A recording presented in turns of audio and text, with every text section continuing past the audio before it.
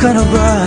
Sana na may wala, di mo ko masisising sumusulya palagi sa iyong mga matang mo'y ganda o binibining. O ang isang